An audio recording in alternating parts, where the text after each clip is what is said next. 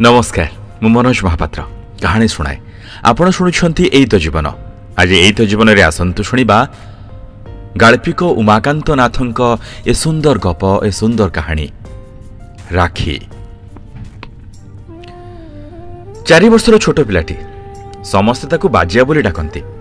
आज राखी पूर्णिमा तार बड़ भौणी ता हाथ में राखी बांधिदेला।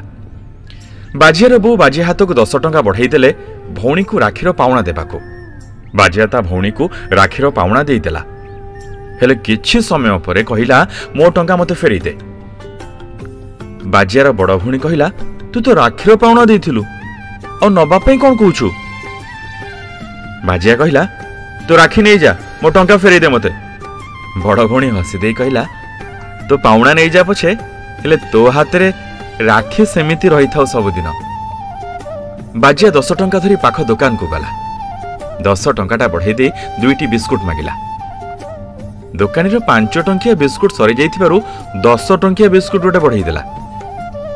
बाजिया पचारिला मते सबुदिन तो 2टी दियो आज गोटे देले मो भौणी को कोन देबी आ सीए कोन खाइबो।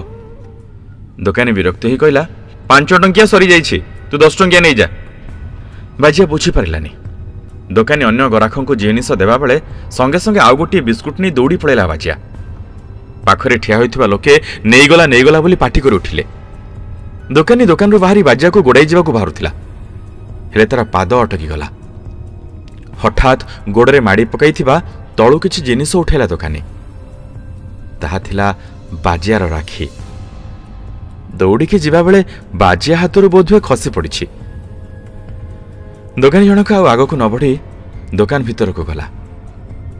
आउ से राखी को देखि देखि मने मने भाबुथिला काहेकि बाजिया आउ गोटे बिस्कुट धरी दौड़िला।